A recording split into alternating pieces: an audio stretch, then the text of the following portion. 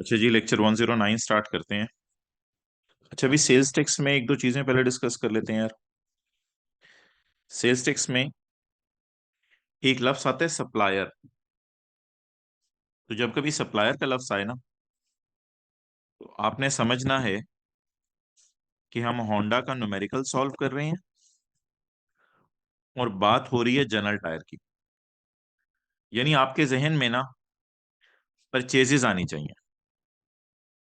Cell चीजें cell नहीं आनी चाहिए।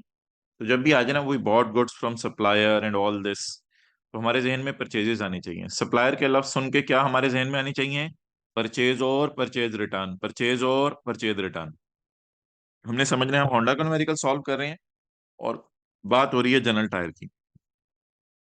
और अगर कभी पेपर में कस्टमर का लफ्ज आए, आपने अगेन समझना है हम होंडा का न्यूमेरिकल सॉल्व कर रहे हैं और बात हो रही है सरासिफ की, जो कि एक एंड कंज्यूमर हैं, डॉलेंस की, या मिसाल के तौर पे किसी बुरे बच्चे को हमने सेल कर दी उसकी।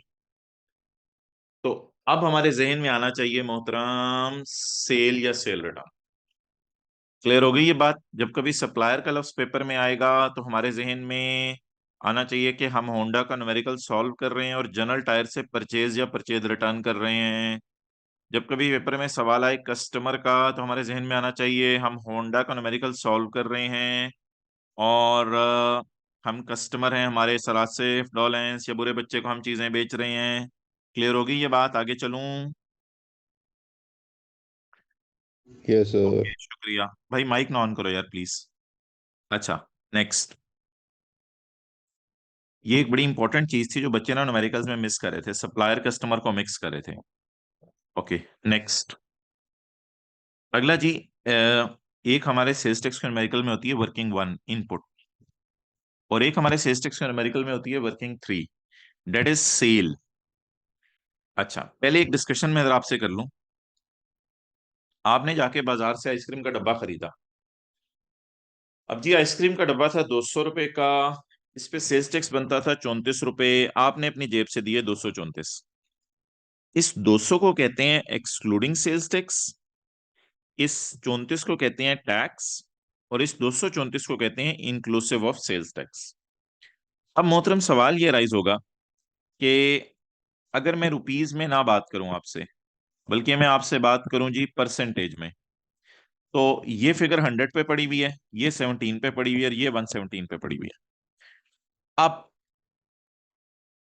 ये सवाल हमारे जहन में आएगा कि वर्किंग वन में चीजें किस पे जानी है और वर्किंग थ्री में। ये भी आज लिख लें, वर्किंग वन में चीजें 17% पे जाती हैं और वर्किंग थ्री में चीजें 100 पे जाती हैं, यानी सेल पूरी जाती है ना। तो अक्सर आपको पता होगा सवालों में लिखा होता है सेल टू कस्टमर, तो जितनी सेल गिवन होती है नीचे नोट दिया होता है these sales are excluding sales tax. याद आ रहा होगा, these sales are excluding sales tax, इसका मतलब है वो 100 पे पड़ी हुई है। और अगर कोई परचेज की फिगर दे देता है, तो परचेज पे अगर हमें लगता है कि परचेज पे 17 नहीं लगा हुआ, कई दफा तो लिखा होता है कि टैक्स पेड ऑन परचेज, वो तो ऑलरेडी 17 होता है। लेकिन कई दफा जो है वो सवाल में लिखा होता है परचेज इज ₹100, और नीचे लिखा होता है these are exclusive of sales tax, तो हम परचेज पकड़ते हैं उस पर 17 लगा देते हैं। तो वर्किंग वन में बताएं हमारा क्या ऑब्जेक्टिव होता है, सारी फिगर्स किस पे जाएं? 17 में।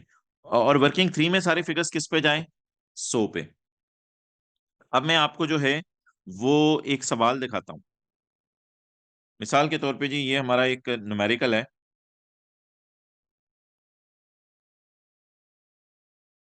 ये कोई न्यूमेरिकल है, पास पेपर का क्वेश्चन 18। इसमें आप ये देखें, ये सारी मेरी सेल है। इधर वर्किंग का रेफरेंस जरा और दिया हुआ है, मैं कोई ऐसा सवाल खोल लेता हूँ। मिसाल के तौर पे ये क्वेश्चन 19 का सोल्यूशन खोला है मैंने पेज 560 पे।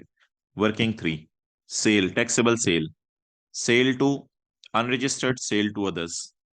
अब ये सारी फिगर्स किस पे पड़ी होंगी बोले वर्किंग थ्री में? ये सारी फिगर्स किस पे पड़ी होंगी? 100 पर, यानी एक्सक्लूडिंग सेल्स टैक्स ये फिगर्स पड़ी हैं। और परचेज की फिगर्स 100 पर पड़ी हुई थी, हमने 17% लगा के यहां आउटर कॉलम में 17% पे लाए। तो ये सारी फिगर्स इनपुट वाली बोले किस पे पड़ी होंगी? 17 पे। तो बस ये जरा ध्यान रखना है, वर्किंग 3 में सारी फिगर्स 100 पे पड़ी होती हैं, और वर्किंग 1 में सारी फिगर्स 17 पे पड़ी होती हैं। अब अगर खुदा ना खास्ता हमें कभी कह दे कि इनपुट पेड ऑन इलेक्ट्रिसिटी, तो बी रिलैक्स, कोई मसला नहीं, बस इनपुट पेड ऑन इलेक्ट्रिसिटी का लफ्ज आ गया है, इट इज ऑलरेडी 17। अब आपने वो फिगर एज इट इज लिख देनी है यहां पे। और अगर सवाल के अंदर ये लिखा हो all of the above figures are excluding sales tax, सारी फिगर्स एक्सक्लूडिंग सेल्स टैक्स हैं, तो फिर सवाल में सेल हो या परचेज हो, सारी किस पे पड़ी होगी? 100 पे पड़ी होगी, अनलेस कि किसी एडजस्टमेंट के साथ लिखा हुआ आ जाए इट इज इनपुट टैक्स या इट इज टैक्स पेड। तो बस ये जरा ध्यान में रखिएगा, वर्किंग 1 में सारी फिगर्स जो है वो 17 पे जाती हैं, और वर्किंग 3 में सारी फिगर्स 100 पे जाती हैं। अब कभी पेपर में ये 200 रुपए की आइसक्रीम है, 34 रुपए मैंने टैक्स पे किया, 234 रुपए। अब अगर कभी पेपर में लिखते किसी फिगर के साथ कि it is inclusive of tax, इसमें टैक्स पड़ा हुआ है, अब आपने अगर इसका 17% निकालना है, कैसे निकालेंगे?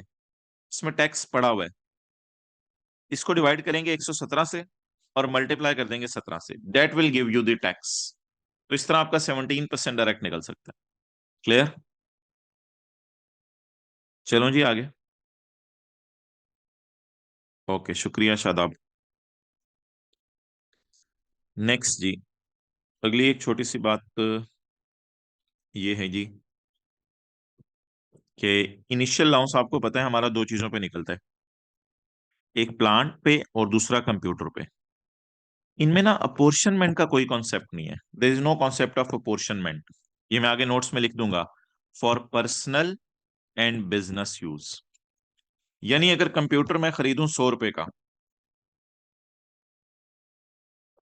कंप्यूटर मैं खरीदूं 100 रुपए का, अब 100 रुपए का कंप्यूटर खरीद के, फर्ज करें कंप्यूटर मैंने खरीदा 100 रुपए का, अब 100 रुपए का कंप्यूटर खरीद के मैं जब मुझे वो बता रहा है कि जी 70% कंप्यूटर यूज हो रहा है बिजनेस में, तो जब मैं इनिशियल अलाउंस कैलकुलेट करूंगा ना, तो इनिशियल अलाउंस में there is no concept of 70-30। आप बस बिल्डिंग के लिए 10, कंप्यूटर के लिए 30, बाकी सबके लिए 15% डेप्रिसिएशन का रेट है, और इनिशियल अलाउंस का रेट है 25%। ये आप 25 लगा देंगे, ये आ जाएगा 75। तो इनिशियल अलाउंस में सिर्फ आपने रेट लगाना है, there is no concept of apportionment, there is no concept of apportionment कि कितना बिजनेस में यूज हो रहा है, कितना घर में यूज हो रहा है। अच्छा जी आगे। नेक्स्ट जी, जब डेप्रिसिएशन चार्ज करेंगे ना, then I agree with you. Building के लिए 10, कंप्यूटर के लिए 30, बाकी सबके लिए 15, तो कंप्यूटर के लिए हमने 30% लगा दिया। जो भी डेप्रिसिएशन आएगी अब ये अलाउड नहीं होगी, इसके ऊपर ऑब्वियसली आपको पता है हम आगे दो कॉलम डालते थे, कितना जो है वो बिजनेस में यूज हो रहा है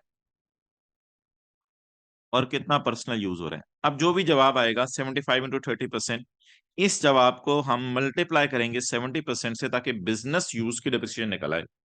तो इनिशियल अलाउंस में there is no concept of business use and personal use, पूरा इनिशियल अलाउंस माइनस करने की इजाजत होगी।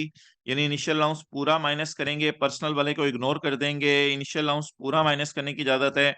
लेकिन जो डेप्रिसिएशन है वो पोर्शन करेंगे कितनी बिजनेस में यूज हो रही है और कितनी पर्सनल यूज हो रही है। क्लियर? चलें, शुक्रिया भाई, आगे चलते हैं। आखिरी कॉन्सेप्ट जी, यार ये एओपी ना पार्टनर्स मिलके प्रॉपर्टी इनकम कमाते हैं। अब एक सवाल अराइज होता है, कुछ पार्टनर्स मिलके प्रॉपर्टी इनकम कमा रहे हैं, तो क्या पार्टनर्स के हाथों में अलग अलग टैक्सेबल हो वो जो प्रॉपर्टी इनकम है, या उन दोनों को जमा करके एक ही दफा टेबल में जाके रेट देखें? ये जरा मुझे बताएं, अलग अलग टैक्सेबल हो दोनों पार्टनर्स के हाथों में, या एक ही दफा रेट लगाएं?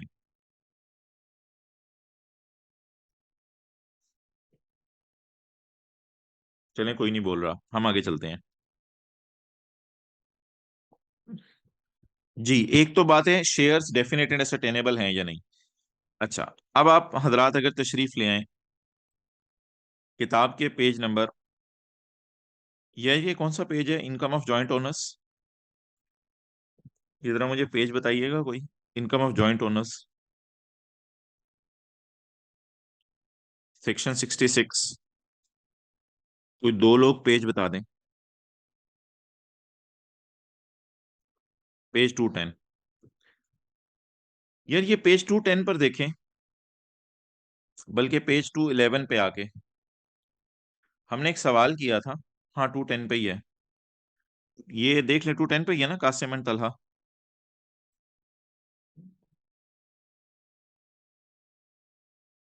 अच्छा, चलो जहां भी है यार, ये क्वेश्चन ढूंढ लो, कासिम एंड तलहा। कासिम एंड तलहा एक घर ओन कर रहे हैं। कासिम का उसमें 75% शेयर है, बाकी तलहा का है। अब हमने जब सोल्यूशन किया था तो कासिम और तलहा सिर्फ इनकम फ्रॉम प्रॉपर्टी कमा रहे थे। हाँ, साथ एमिनिटीज यूटिलिटीज भी किराए पे दी हुई थी, तो सिर्फ इनकम फ्रॉम प्रॉपर्टी कमा रहे थे। तो हमने ना इनके शेयर अलग अलग किए थे। ये देख लें, जब हमने इनकम फ्रॉम प्रॉपर्टी कैलकुलेट करना शुरू की थी, तो इनकम फ्रॉम प्रॉपर्टी के अंदर हमने कासिम का शेयर अलग निकाला था और उसका शेयर अलग निकाला था। जैसे कि ये देखें, income from property, income from property में ये कासिम का शेयर था और ये तलहा का शेयर था। फिर ये जो इनके अलग अलग शेयर निकाले थे, इनको हम लेके गए थे यहां, यानी इनके हाथों में अलग अलग टैक्सेबल है। तो अब जरा रूल सुने। अगर इनकम फ्रॉम प्रॉपर्टी कमा रही है एओपी और लोगों के शेयर्स डेफिनेट एंड एसेटेनेबल हैं, तो इसलिए उन्हीं के हाथों में अलग अलग जाके टैक्सेबल होंगे और वो दोनों अलग अलग स्लैब रेट देखेंगे। बट अगर आप एक और सवाल देखें, दैट इज इन एओपी का चैप्टर। एओपी के चैप्टर में एक सवाल हमने किया था, सुहेल खालिदिन काजी वाला। ये जो सुहेल खालिदिन काजी वाला सवाल था, इसके अंदर अगर हम ऑब्जर्व करें तो ये दो काम कर रहा था। सुहेल खालिदिन काजी वाला सवाल है जी, पेज नंबर 254 पे। ये दो काम कर रहा था। नंबर वन, एक तो ये इनकम फ्रॉम बिजनेस कमा रहे थे, trading of rice and wheat से। और दूसरा यार, ये कमा रहे थे income from property, income from property, ये जी, रेंटल इनकम। अब उधर भी पिछले सवाल में तलहा और कासिम इनकम प्रॉपर्टी कमा रहे थे, इधर भी ये इनकम प्रॉपर्टी कमा रहे हैं। लेकिन ये इनकम फ्रॉम प्रॉपर्टी के साथ इनकम फ्रॉम बिजनेस भी कमा रहे हैं। तो मोहतरम, आज एक धमाका बात सुने। अगर पार्टनर्स बिजनेस इनकम भी कमा रहे हो प्रॉपर्टी इनकम के साथ, तो ऐसी सूरत में बिजनेस इनकम और प्रॉपर्टी इनकम जब दोनों कमा रहे होंगे, तो प्रॉपर्टी इनकम के केस में हम उनके हाथों में इनकम को नहीं डालेंगे, बल्कि हम उनके हाथों में इनकम डालने की बजाय एओपी की ही इनकम इसको ट्रीट करेंगे। जब वो क्या कमा रहे हो, प्रॉपर्टी के साथ इनकम फ्रॉम बिजनेस। जब पार्टनर्स क्या कमा रहे हो, प्रॉपर्टी के साथ इनकम फ्रॉम बिजनेस। हाँ, प्रॉपर्टी के साथ और कोई अगर इनकम कमा रहे हैं तो फिर आप पोर्शन कर दीजिएगा, लेकिन अगर प्रॉपर्टी के साथ इनकम फ्रॉम बिजनेस कमा रहे हैं तो पार्टनर्स के हाथों में पोर्शन करने की जरूरत नहीं। इसलिए शायद हमने सोहेल खालिदिन काजी के सवाल में ये जो प्रॉपर्टी इनकम आई थी, इस प्रॉपर्टी इनकम को सोहेल खालिद काजी वाले न्यूमेरिकल में डाला था, ना कि अलग अलग सोहेल खालिद के न्यूमेरिकल में डाला था। और यहां पर डाल के इसमें हमने एक ही दफा कंबाइंड रेट लगाया था। अब इस कॉन्सेप्ट की वो भी देख लें।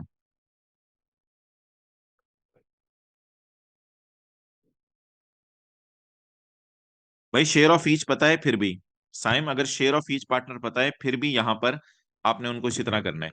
जब भी एओपी कमा लेगी, क्या कहते हैं, income from property along with income from business, तो ये कहानी बनेगी। अच्छा, अब समरी क्या बनी। एओपी अर्न कर रही है income from property,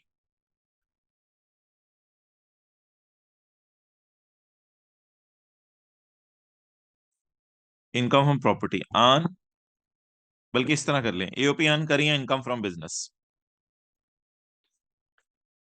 no, AOP income from business earn नहीं कर रही, rather only income from property. तो बिजनेस कमा नहीं रही, सिर्फ इनकम प्रॉपर्टी कमा रही है। ये वो कासिम और तलहा वाला न्यूमेरिकल। फिर हम इनके ओन हैंड्स के अंदर लेके जाएंगे। ऑब्वियसली अगर शेयर डेफिनेट एंड सस्टेनेबल है तो इनके ओन हैंड्स में इनको लेके जाएंगे। AOP earn income from business, yes,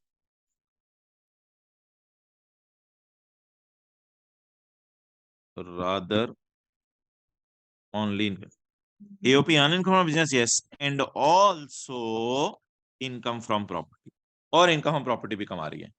जैसे कि हमने सुहेल, खालिद और काजी वाले न्यूमेरिकल में देखा कि ये बिजनेस इनकम भी कमा रही है और प्रॉपर्टी इनकम भी कमा रही है। तो ऐसी सूरत के अंदर हम ओन हैंड्स में नहीं लेके जाएंगे, बल्कि इसको एओपी की इनकम मानेंगे। क्लियर? नोट कर लेंगे।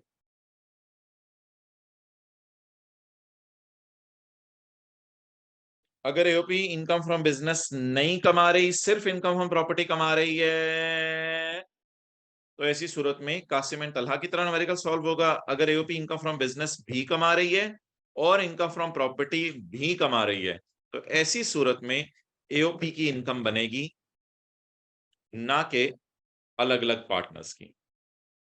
अब हम इकट्ठे सारी फिगर्स को इनकम में डालेंगे।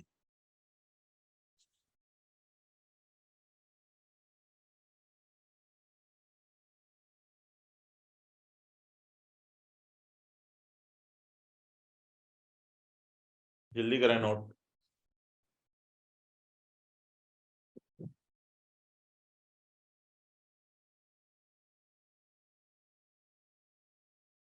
ठीक है जी, नोट कर लिया आप हजरात ने।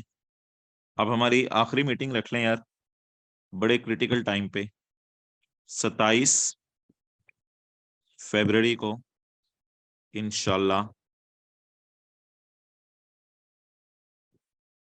11:45 पे। डन जी, ओके।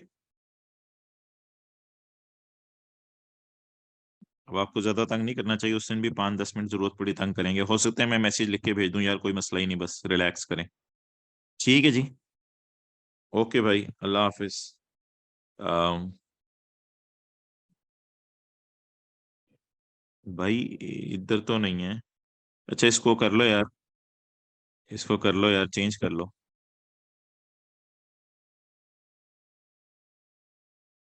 3 PM पे कर लो यार, 27 फरवरी 3 PM। ओके जी, अल्लाह हाफिज। मैं